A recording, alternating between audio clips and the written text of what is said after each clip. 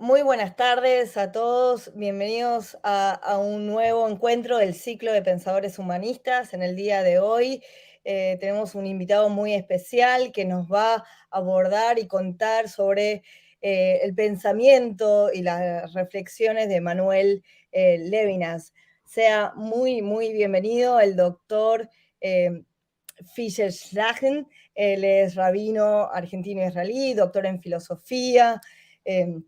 Ha escrito muchísimos libros, entre ellos es autor de Bioética, Religión y Estado, notas para la pospandemia.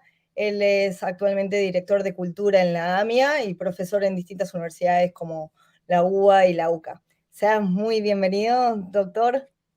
Muchísimas gracias, Micaela. Muchísimas gracias a la Fundación Cultura Democrática por haberme invitado. Muchas gracias a ti por haber aceptado y quería que nos cuentes en el día de hoy quién era Emanuel Levinas, por qué es importante recordar a este filósofo y escritor lituano de origen judío. A ver, Emanuel Levinas es un punto de inflexión, no solo en la filosofía del siglo XX, sino también en lo que es la ética del siglo XX. Para nosotros que nos dedicamos a la ética, es decir, los eticistas, Emanuel Levinas, como vos bien dijiste, un filósofo judío de origen lituano, sobreviviente del Holocausto también.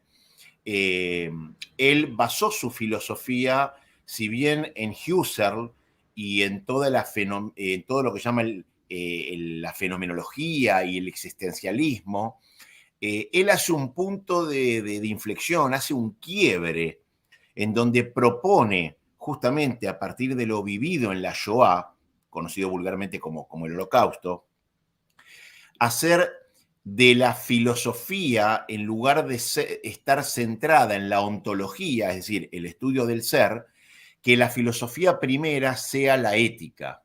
Es decir, dentro de la ética, en cuanto a la disciplina que estudia la relación entre los seres humanos, sus principios conductivos, sus máximas morales, para Levinas lo más preciado es el mantenimiento de la otredad del otro, ¿no?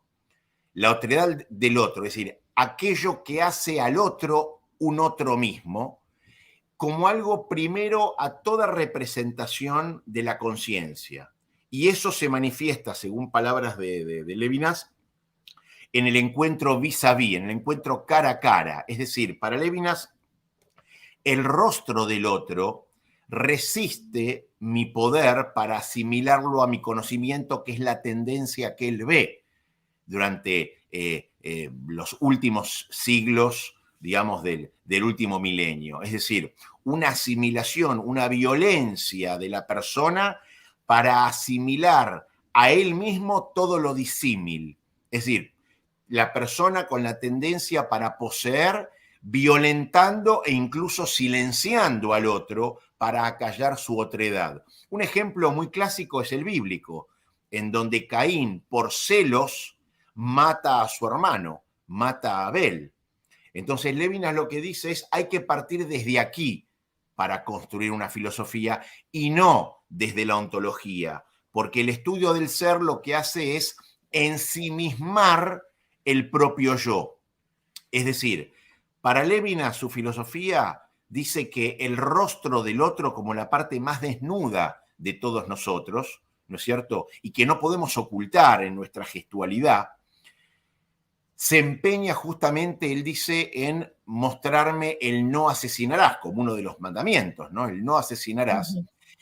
Y justamente Levinas lo que dice que a través de este mandamiento, que el no asesinarás implica no solamente el físico, sino también el personal, cuando uno destruye la diferencia, la diversidad, para poder hacer una homogeneidad parecida a mí mismo, él dice, esto es la primera introducción, la verdadera introducción a la dimensión ética primera y fundamental, de la cual nace una responsabilidad ineludible. que es la infinita responsabilidad, la infinita demanda de uno para dar respuesta por el otro, ¿no? Y este es el trabajo que aborda Levinas durante toda su obra, en todos sus libros, en todos sus papers. Es un autor bastante difícil de leer, ¿no es cierto? Bastante difícil de entender, porque hay que tener todo un bagaje anterior para saber a quién Levinas le está respondiendo. Le está respondiendo a Heidegger, le está respondiendo a Husserl, le está respondiendo a Aristóteles también, ¿no es cierto? La tesis de Levinas fue sobre Husserl, según tengo entendido, Correcto. ¿no? La tesis doctoral de él fue sobre Husserl, claro, tal cual, tal cual. Y él, bueno, hablando de responderle a Heidegger, también tiene ahí un vínculo con él, que después con todo lo que ha pasado con el gobierno totalitario y el holocausto en Alemania, cuéntanos un poco más al respecto, si quieres. Claro, correcto. Levinas mismo, cuando Heidegger dice que la Shoah, que el holocausto, era una mera consecuencia de la industrialización, Levinas sale al encuentro a responder que es la consecuencia más violenta, cruda y horrible de la humanidad, en que mostró el rostro de la ontología, el rostro, justamente él dice, de Caín, que para matarlo que para, digamos, quedar en su propia homogeneidad, termina violentando y matando y aniquilando lo diverso. Por eso Levinas constantemente él dice que la Shoah, que el holocausto, lo marcó hasta el fin de sus días, en la confección de su filosofía, que digo, es el punto de inflexión, porque justamente parece paradójico, ¿no? Porque cuando uno lo lee a Levinas, uno tiene la impresión de que uno está leyendo a un teórico con un grado de abstracción inusitada. Sin embargo, es una persona que se dedica a la filosofía práctica, pero no le alcanzan ya las categorías de la filosofía de entonces y él crea nuevas categorías. Es decir, con conceptos antiguos, conceptos talmúdicos, bíblicos, él los traduce a la filosofía para crear lo que llama la filosofía ética en su respuesta justamente al requerimiento de justicia y sus implicancias,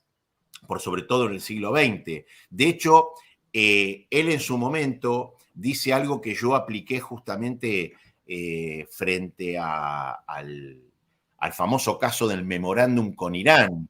Cuando él toma un viejo adagio talmúdico, él tenía una educación judía muy, muy fuerte, muy intensa. Acordémonos que él fue durante un tiempito el director del École Israélite Oriental en París. Quienes estuvieron cuando Levinas era director, decía que como director y como gestor de la escuela no fue muy bueno. Okay.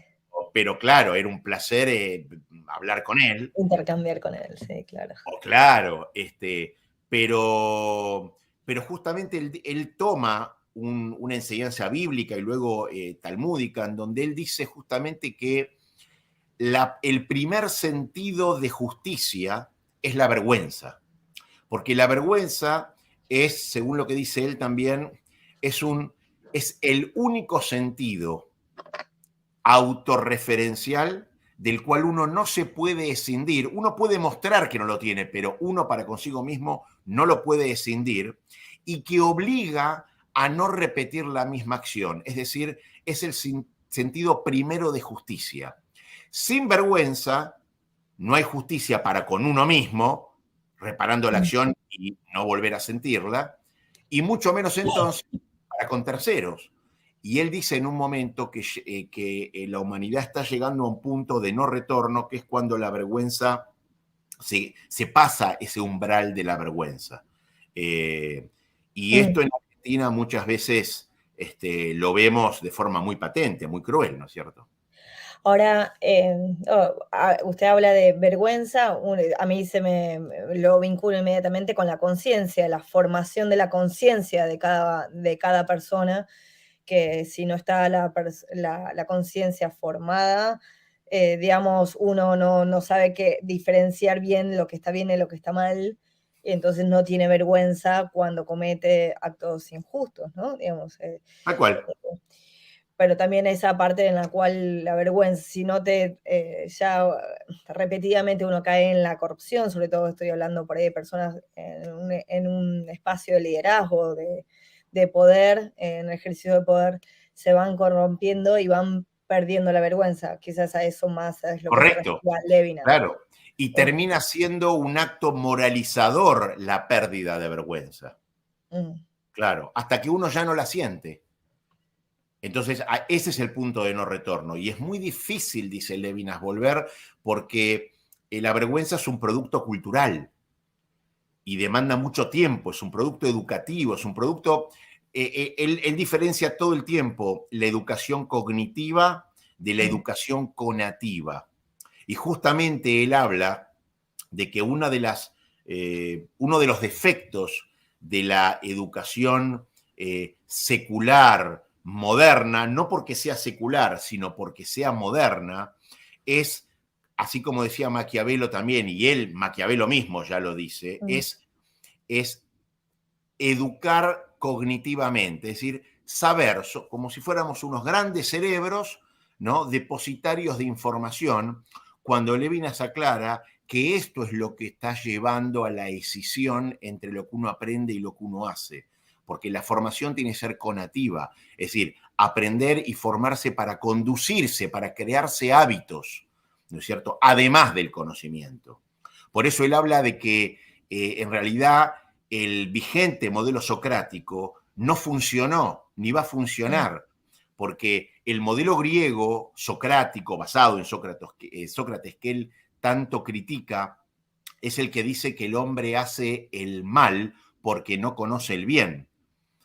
Y eso está comprobadamente falso, porque si no, no habría ningún médico que fume. Nadie mejor que el médico sabe lo perjudicial que es el cigarrillo para la salud. Sin embargo, hay médicos que fuman, hay abogados que son corruptos, hay jueces también que hacen injusticia. Es decir, no tiene que ver con el saber, tiene que ver con qué es lo que yo deseo hacer. Por supuesto que el conocimiento es parte de, pero en definitiva, y es lo que dice Levinas, es la ética como disciplina conductiva la que nos va a formar como seres humanos, más allá de haber nacido, ¿no? Con el genoma humano, por decirlo de alguna forma. A ver si voy interpretando bien, que además de formar el intelecto, deberíamos formar la voluntad, ¿no? Digamos, y en eso quizás también las virtudes, o digamos, el ejercicio de, digamos, Primero la virtud y luego el intelecto. digamos, Claro. Es por eso Levinas eso lo saca de cómo están conformados los manuales legales en el judaísmo. Que en los códigos legales judíos, el primer tomo, es decir, el primer código, ¿no es cierto?, se llama Ora Haim, que es modo de vida, que enseña toda la parte cúltica, ¿no es cierto? Cuántas veces se reza por día, de qué forma, toda la parte cúltica, práctica. Y recién el segundo tomo, el segundo código, se llama en hebreo Yoredea, que quiere decir enseñarás conocimiento, es decir, primero hacer y después conocer. A su vez con la base bíblica de lo que le respondió el pueblo de Israel frente al llamado de Moisés para darle la ley divina, que el pueblo le dijo, haremos y escucharemos. Es decir, primero la incondicionalidad de someterse a hacer lo que es correcto.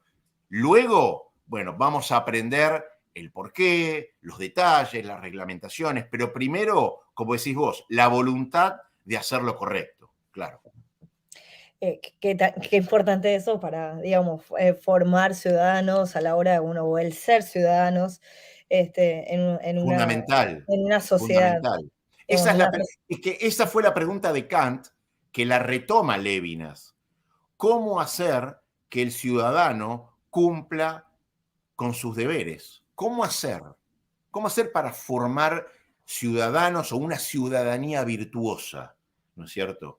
En donde hasta ahora, él dijo, se vino probando el modelo griego, grecorromano, ¿no es cierto?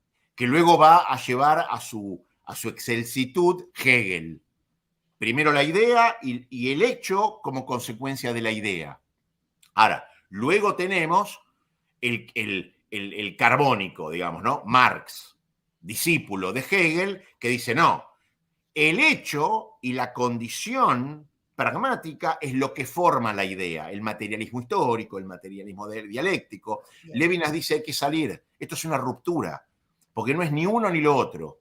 Con lo uno llegamos a la Shoah, al holocausto. Con lo otro llegamos a los sistemas también dictatoriales y más crueles que haya vivido la humanidad y totalitarios hasta el momento. Acuérdense que el partido nazi era el partido nacional socialista, ¿no es cierto? Entonces Levinas es el que dice hay que salir de acá. Esto es una trampa. Esto es una trampa. Y propone digamos, esta filosofía que luego va a haber muchos seguidores de Levinas y van a haber traducciones a la gestión política de la filosofía de Levinas. Y uno de los grandes puntos de él es, bueno, ¿qué hacemos entonces con la justicia? ¿Qué hacemos cuando hay una demanda de violencia, en este caso por parte del monopolio del Estado, de un Estado de Derecho, para realizar justicia? ¿Tenemos que necesariamente romper éticamente esa estructura del vis a vis, del cara a cara, cuando la justicia demanda el uso de la fuerza? Bueno, esa es la gran pregunta de Levinas para no caer en el contraejemplo que rompe su filosofía. Y él termina resolviéndolo. Lo más importante es que lo termina resolviendo. No, súper interesante. Hay una frase de Manuel Levinas que es: ser libre es construir un mundo en el que se pueda ser libre. Digamos, ahí también refleja esa Claro. voluntad, digamos, de forjar esa voluntad y esa virtud ciudadana, de que, bueno, y como me voy a la reflexión mientras me hablaba de cómo formar la conciencia de la virtud, etcétera, recordaba a Tocqueville y a los federalistas de que decían de que la democracia no era, iba a colapsar si no se formaban a los ciudadanos y se fomentaba la virtud ciudadana y la participación ciudadana. Si Exactamente. los ciudadanos no se hacen responsables eh, de contribuir, digamos, a esa, y llevándolo a términos de Levinas, sería ser libre es construir un mundo en el que se pueda ser libre, es hacernos responsables de que la libertad también depende de nosotros, de lo que Y la nosotros demanda es hagamos. infinita, claro. Y la libertad, como dice Levinas, es muy difícil. De hecho, él tiene un libro que se llama Difícil Liberté. La libertad es algo muy difícil. Es muy difícil porque implica también salirse de uno mismo, ¿no es cierto? Y enriquecerse con la diversidad del otro. No despojándose de su propia identidad, ¿no es cierto? Pero tampoco anulando la del otro, ¿no es cierto? Y cuando Levinas, justamente como vos decías, habla de construir un mundo libre, él cuando habla de los derechos, él dice, el derecho no es algo o no debería ser algo declamativo, porque si no estamos llenos de países con derechos universales a la educación, a la nutrición, a una vivienda, pero el derecho lo que tiene es, como él, lo estoy citando a él, digamos, ¿no? El derecho es básicamente el reconocimiento para satisfacer la necesidad de alguien. Pero esa satisfacción la tiene que realizar mediante únicamente un tercero, en este caso el Estado. Y él dice entonces, ¿qué pasa si cambiamos el derecho por el precepto? Otra vez la cultura bíblica. Acuérdense que en la Biblia no hay derechos. Así como Rousseau decía que el hombre nace con derechos intransferibles, inherentes. Bueno, en la cultura bíblica el hombre nace con preceptos intransferibles, inherentes, y el precepto, a diferencia del derecho, tiene un principio de obligación. Es por eso, por ejemplo, que en el judaísmo básicamente no se registran épocas o periodos de analfabetismo, porque el hijo no tiene derecho a ser educado, el padre tiene la obligación de educar al hijo, que es otra cosa totalmente distinta. Es decir, no se espera que un tercero satisfaga una necesidad, sino que se comienza con un principio de obligación por el cual la persona está imperada a realizar una acción. Y esto Lévinas lo manifiesta también en su doctrina ética, ¿no es cierto? Entonces, ¿cuántas veces nosotros vemos muchísimas marchas muy legítimas, por el derecho a tal, el derecho a otra cosa o el derecho a tal otra cosa? Sin embargo, muy pocas veces vemos marchas por la obligación a, ¿no? Ya, claro, no. Marcha para cumplir con la obligación del maestro para dar clase, ¿no es cierto? O hacer huelgas al revés. En lugar de parar la actividad, ¿no es cierto? Que haya una sobreactividad. Esa es la consecuencia de, digamos, exacerbar la cultura del derecho en perjuicio o solapando la cultura del precepto y no mantener un equilibrio, ¿no es cierto? No, sin duda, sin duda. Y bueno, ahí coincide con nuestra filosofía organizacional. Y nosotros siempre promovemos, defendemos los derechos humanos, pero también fomentamos que los ciudadanos asuman sus responsabilidades para contribuir al bien común.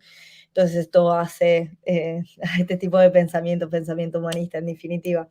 Em, Quería preguntarte, ¿qué autores influyeron más en Levinas, en su pensamiento, forjar, qué es lo que mencionabas a Heidegger, pero digamos, a Husserl, pero ¿a quién toma más o qué intercambia, digamos, quién es contemporáneo de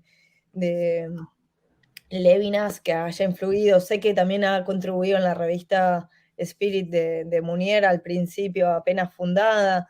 Digamos, ¿con qué otros autores, filósofos intercambian?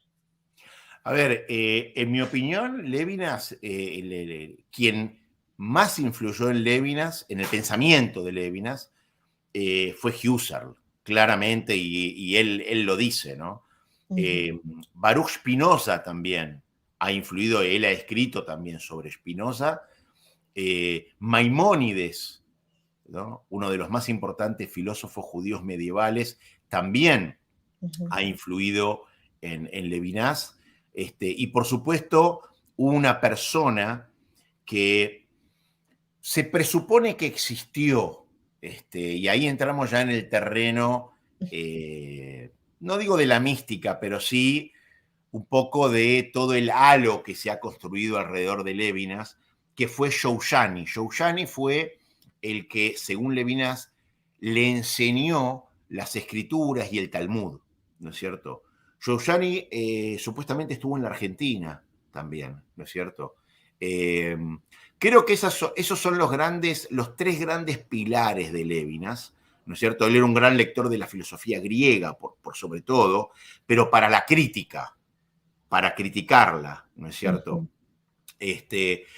Creo que esos fueron los grandes pilares de Levinas y la influencia que él tuvo desde el punto de vista vivencial y existencial, él mismo lo relata y él dice que jamás puede salir de ese contexto como si fuera una especie de totalidad incluyente que fue el Holocausto, ¿no es cierto? Si bien cabe resaltar que él fue prisionero de guerra en el Holocausto. Él estuvo como prisionero de guerra, pero no estuvo en un campo de concentración como otros judíos, digamos, ¿no? Pero de Él, todas formas, claramente la pasó muy mal, ¿no es él cierto? estuvo él era bueno, del ejército francés, ¿no? Y estuvo en Hannover, en Hannover. Exactamente, Mm. exactamente. O sea, la pasó muy mal también, pero él también dice, él estuvo como prisionero de guerra, pero él vio la atrocidad de lo que fue el Holocausto y lo vivió en carne propia, ¿no es cierto? Mm. Sí, no, él Y sufrió, además toda su familia en Lituania fueron víctimas fueron asesinadas completamente. asesinados. Toda Sí, su sí, familia fue sí. asesinada. Por eso, y él mismo dice que este fue el punto de inflexión en su, en su pensamiento, en su cosmovisión, digamos, ¿no? Por eso uno de sus últimos escritos fue justamente lidiar con el tema de una palabra que él era, para él esa palabra era no tabú, pero sí era de muy poco pronunciar, que era la palabra violencia, ¿no? Pero llega un momento que él con el tema de la justicia tuvo lo que fue Parménides a Platón, digamos, ¿no? En donde Parménides le obliga a Platón a cambiar su visión porque le muestra los riesgos de esa teoría de las ideas. Bueno, la justicia y la violencia o la fuerza aplicada para conseguir justicia fue el Parménides de Levinas, por decirlo de alguna forma, ¿no es cierto? Pero que lo obliga a hacer un último ajuste en su filosofía para que realmente, no digo que no haya grietas, pero sí resolver una de las grandes problemáticas de él, ¿eh? Que es, bueno, ¿qué pasa con la fuerza pública, los estados de derecho para ejercer la justicia, ¿no? En una filosofía que se pretende llamar altruista, ¿no? Me imagino que, bueno, para todos los que sufrieron lo que fue el gobierno totalitario de Hitler, digamos, el pensar y reflexionar sobre cómo prevenir a que alguien que asume el poder por vías democráticas llegue a tal nivel de control de todas las instituciones del Estado y que pueda cometer tantas atrocidades como las que se llegaron a Tal ocurrir en cual. la Segunda Guerra Mundial. Así que, y en eso, bueno, parte de esta Rostro del Otro, me imagino que también habrá influenciado en esa, quizás también, no sé si habla él de solidaridad, pero como de cómo deberían otros pueblos, otras, digamos, haber asumido no sé, el destino del pueblo judío en ese momento y haber reaccionado ante lo que estaba ocurriendo, porque en definitiva es un prójimo, o sea, dentro de esa diversidad Claro. cultural es el Él prójimo. habla de eso, del principio de subsidiariedad. Ujú, Claro, el principio de subsidiariedad social que luego deviene en uno de los 4 principios de la bioética universal, ¿no es cierto? ujú. Que es el principio de subsidiariedad, el principio de no maleficencia, de beneficencia, de justicia, el de autonomía, y él da digamos, yo podría decir que es gracias a él y a su filosofía que ese principio de subsidiariedad, que es de solidaridad, no solamente interpares entre los Ujú. ciudadanos, sino también en la relación entre el Estado, el mercado y el ciudadano, lo que hoy muy modernamente se llama la gobernanza, ¿no Ah, es bueno, cierto? sí. Es gracias a Levinas. Él sienta las bases para que este principio hoy devenga tan popular, hasta el punto de que hay cursos específicos sobre subsidiariedad y gobernanza. Claro, Ujú. sí, sí, sí, sí, sí. Bueno, en la doctrina social de la Iglesia Católica también se Exactamente, promueve el principio de subsidiariedad, digamos, exactamente. que en aquellos casos que o ya otros actores llamados intermedios, o sea, sociales, empresarial, etcétera, que puedan, o de jerarquía menor en el Estado, puedan asumir cierta responsabilidad, lo debe y no depender de un poder, digamos, el poder máximo sea el Exactamente. Estado o quien Y ahí represente. hay otros autores, como Paul Ricoeur, también, Ujú, ¿no es cierto? Muy afín y muy utilizado también por la doctrina católica, que sigue el lineamiento de Levinas, Jacques Ellul, Hans Jonas, digamos, que hay incluso pensadores con tendencias marxistas, digamos, como por ejemplo Jacques Ellul, mm, terminan adoptando la filosofía de Levinas y transformando su tendencia marxista porque saben que no resultó, ¿no es cierto? Ahí tenemos ya la influencia en la filosofía a partir de Levinas, digamos, ¿no? claro. Claro, es más, Hans Jonas y Jacques Ellul, filósofo judío y filósofo cristiano, terminan hablando sobre el transhumanismo, esta tendencia, digamos, a, como dice Yuval Harari, ¿no? A el hombre convertirse en Dios y que supuestamente predican la singularidad, ¿no es cierto? Una ruptura, un punto abrupto de cambio en el ser humano, en donde se habla del lugar del Homo sapiens en el Homo cyborg, digamos, ¿no? Esta hibridación hombre-máquina. Tanto Hans Jonas como Jacques Ellul, podríamos llamarlos post-levinicianos, terminan diciendo que hay que volver a la ética, en términos de Levinas, aplicando la frase tan conocida pero tan poco usada que es puedo pero no quiero. Es decir, no sinonimizar la posibilidad técnica con la aceptabilidad ética. No todo lo técnicamente posible debería ser de forma automática y como sinónimo éticamente aceptable. Sin duda. No, me llevo muchísimas cosas y quizás como última reflexión, no sé, quizás expandirnos un poquito más en, digamos, hoy, Levinas, el pensamiento de Levinas, que interpela al ciudadano del siglo XXI. El pensamiento de Levinas, hablando de la ética, un poco todo lo que hemos hablado, pero incluso esto último que me has dicho del transhumanismo tan, bueno, tan, tan mentado en el día, en el día de hoy. Pero si quieres agregar más al respecto. Sí, yo lo que diría es, yo hace poquito publiqué un paper sobre ética, rostro y justicia en la filosofía de Levinas como problemática altruista, porque quienes leen a Levinas muchas veces caen yo podría decir, en el error o en la sobresimplificación de creer que Levinas era un utópico altruista.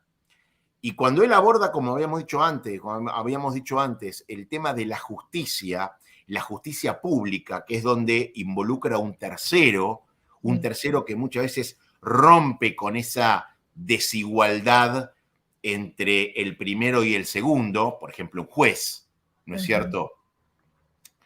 Él es muy consciente de que hace falta en un Estado de Derecho, para que sea tal, una fuerza pública.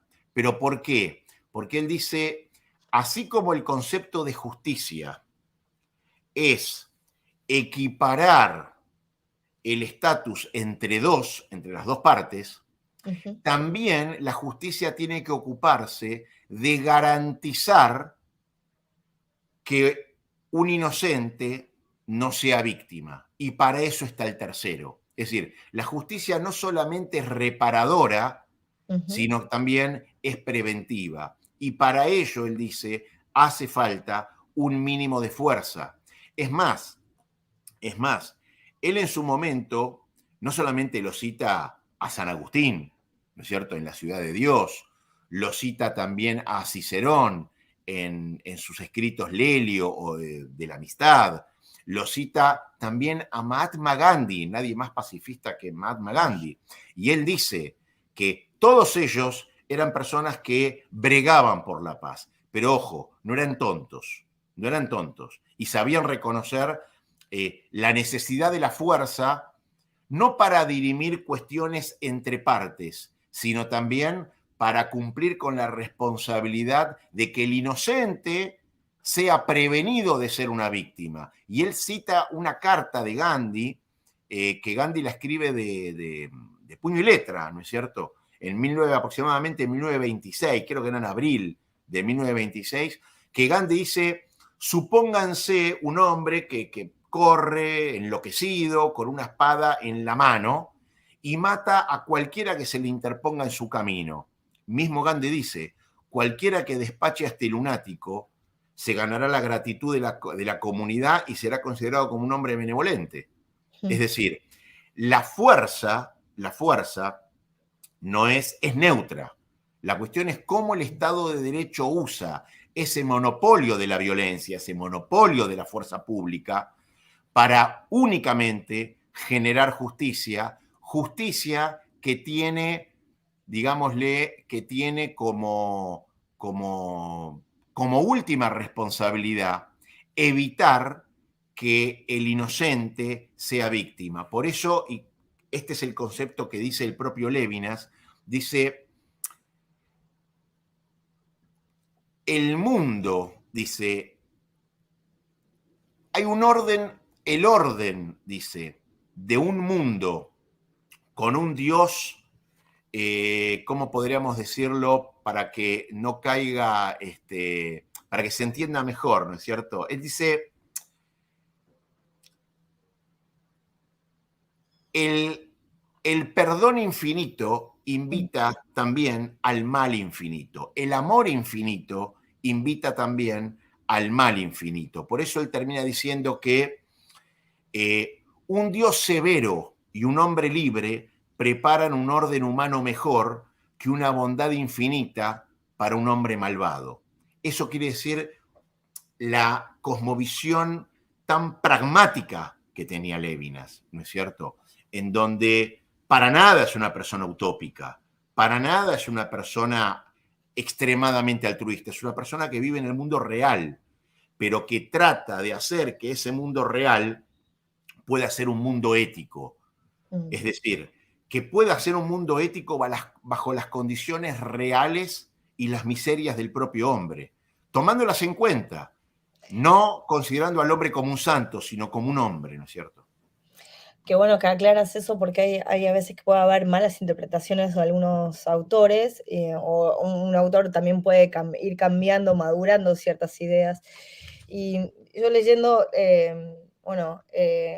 el prólogo del traductor de Humanismo del otro hombre, él interpreta como de este humanismo de Levinas, como dice, humanismo que se preocupa más del hambre y la miseria de los otros que de resguardar la propiedad, la libertad y la dignidad de la misma subjetividad.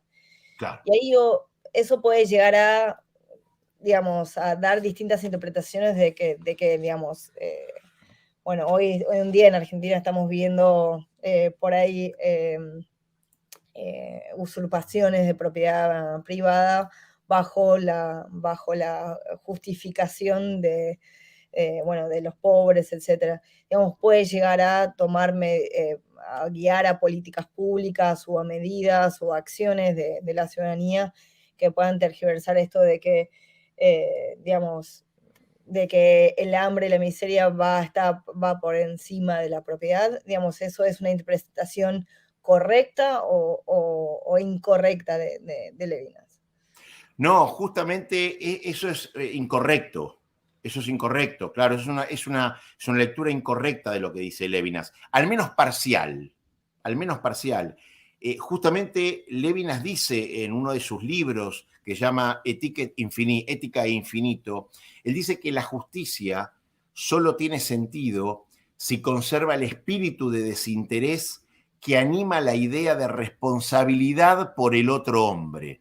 ¿Qué quiere decir responsabilidad por el otro hombre?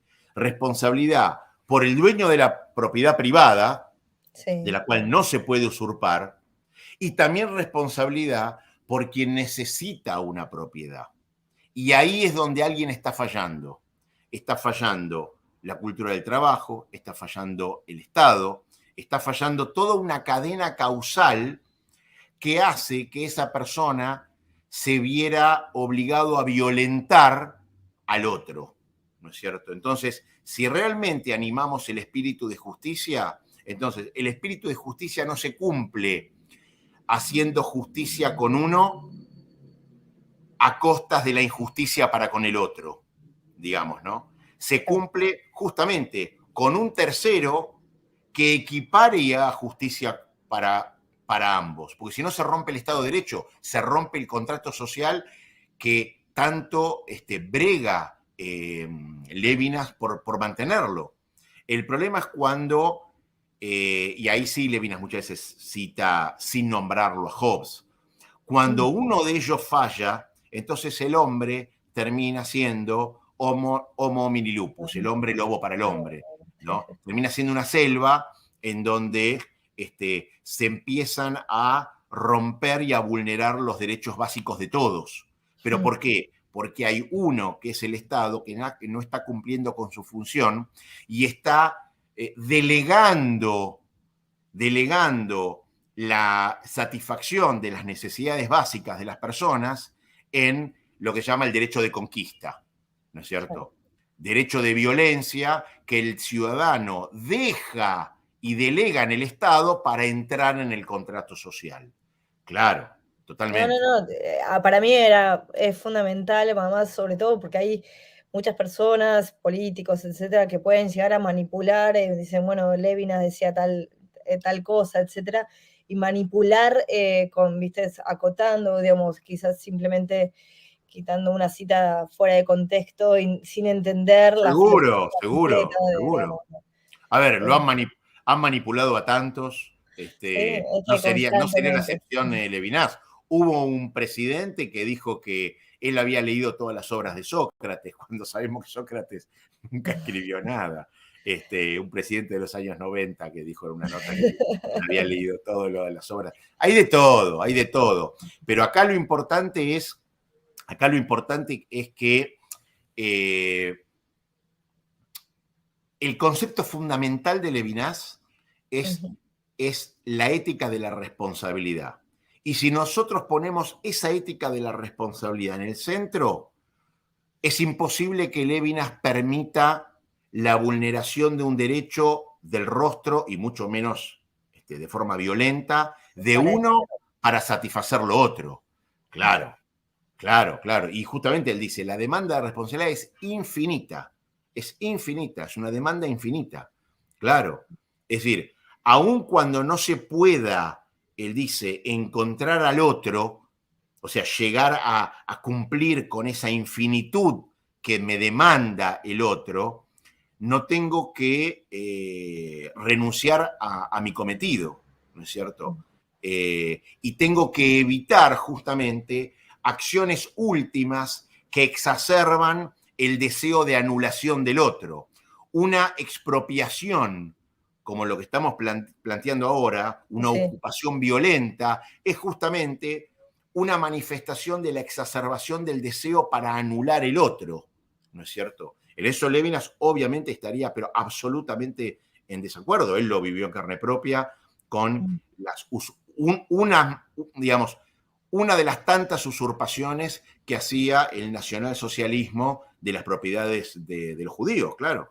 No, está claro, está claro, claro. En pos de, el móvil puede ser cualquiera, no importa, Sí. pero nunca es ético, claro. Cuando él hablaba del otro, uno habla del prójimo, por ahí hacía énfasis por ahí en la diversidad cultural. Hoy podríamos decir también con la diversidad, el pluralismo, la diversidad de ideas también, digamos, como que. La diversidad en general, en el término más laxo, en el término más llano que se le pueda, digamos, que se le pueda que se pueda pensar. Claro, es ese tomar conciencia, y justamente en estos momentos muy críticos de la humanidad, donde estamos viviendo una guerra entre Rusia y Ucrania, estamos viendo muchos episodios de ese estilo, pero poder tomar conciencia de los totalitarismos, de los integrismos, Mm, de la violencia al servicio del terror, de la opresión, del saqueo, recién estábamos hablando sí, sí, de sin las duda, sí. intrusiones ilegales, educando a sus propios pueblos muchas veces para el odio, Sí, para la no, muerte del otro. la polarización que en la La cual estamos viviendo, no solamente polarización, en Argentina, América Latina y en el mundo, digamos. correcto, la En Europa hay polarización, mucho. claro, y un nuevo término que es la cancelación, que también es una, digamos, violentización del otro. Es decir, porque cancela todo rastro de singularidad, despersonalizando al cancelado, ¿no es cierto? Mm, Haciendo de uno mismo un quantum sin rostro e indiferente a los otros. Eso es la cancelación.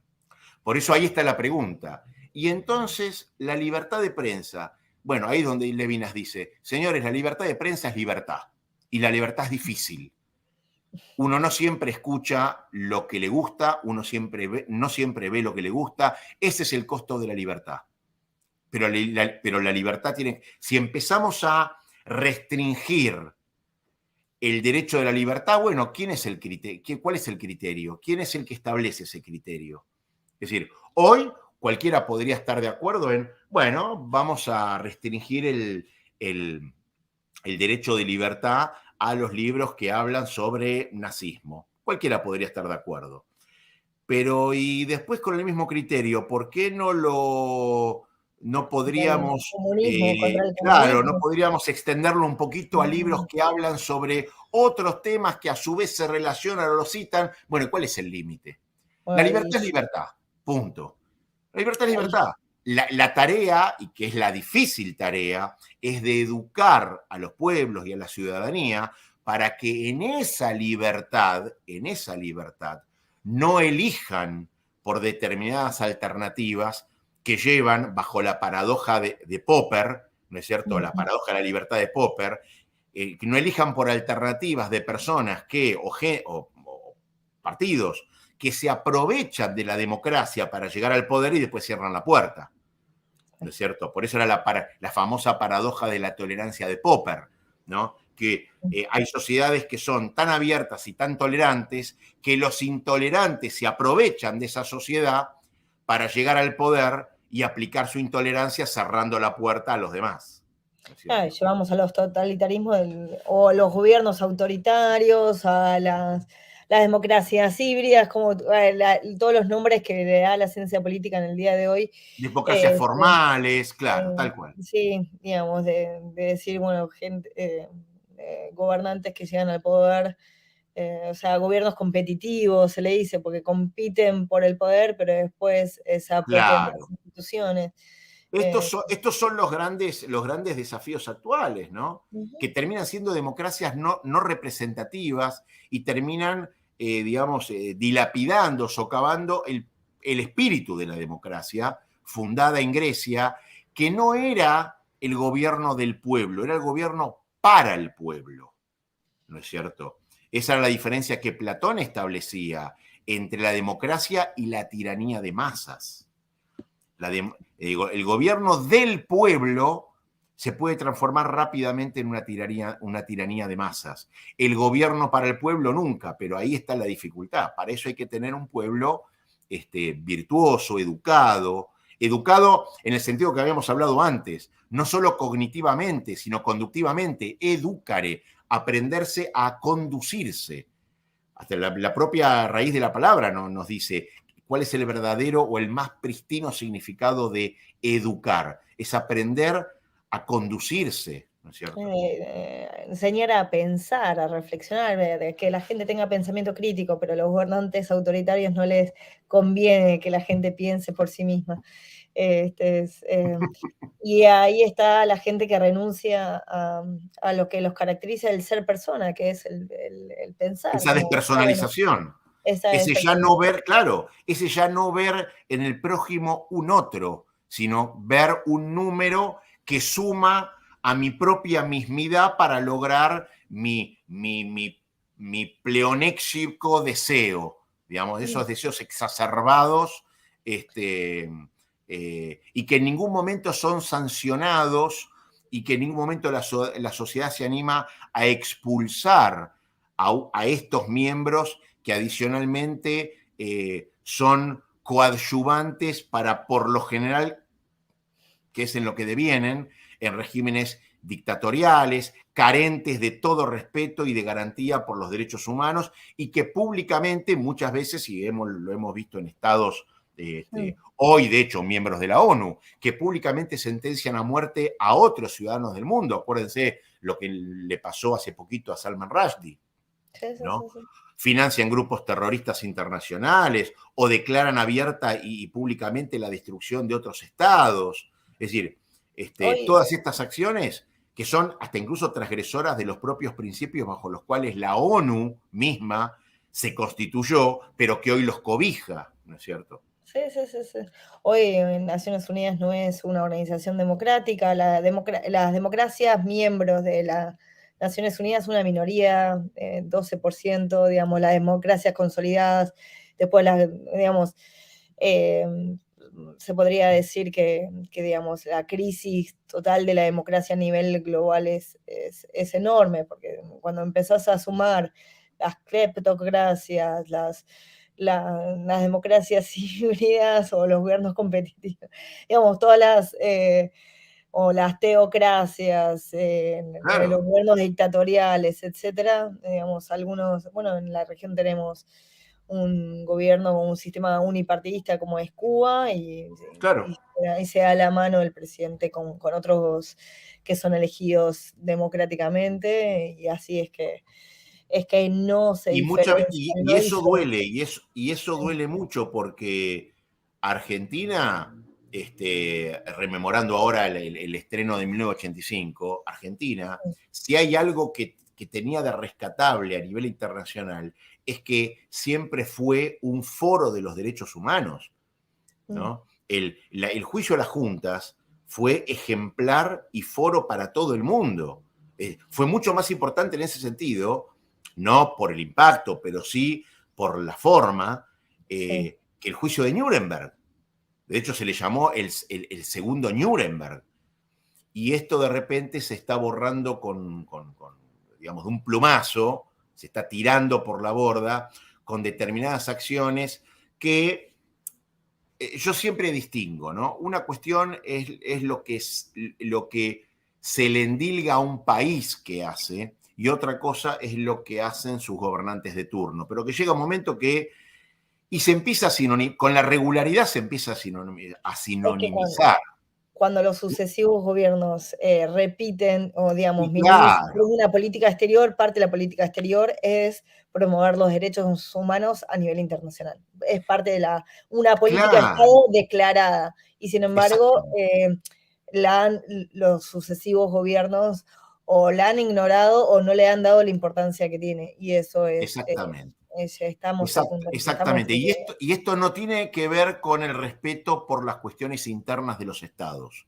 No tiene nada que ver esto, Ujú. ¿no? Levinas también en su momento, en realidad es al revés. Habermas, como que le quiere discutir a Levinas y Derrida también, y Levinas sale a aclarar desde el principio que el concepto de tolerancia, y esto es interesante, es muy problemático, es una palabra que hoy también se usa mucho, ¿no?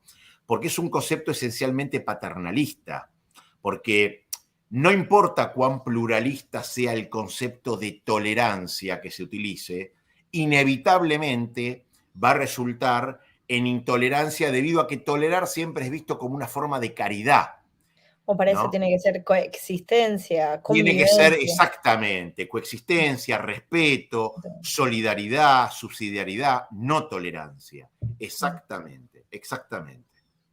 Bueno, yo agradezco enormemente tu tiempo. Bueno, invito a todas las personas que vean este programa a comentar. Nosotros le haremos llegar las inquietudes al doctor Schlagen. Y bueno, y a difundir esto, digamos, en definitiva, a ayudarnos a difundir este ciclo de pensadores humanistas para contribuir a una cultura democrática, no solamente en Argentina, sino a nivel regional. Así que, bueno, muchas gracias de nuevo a todos los que nos ven, a su tiempo, doctor. Y bueno, un saludo, espero que podamos tenerlo en alguna otra actividad de cultura democrática. A disposición para ustedes. Muchas gracias y bendiciones para todos.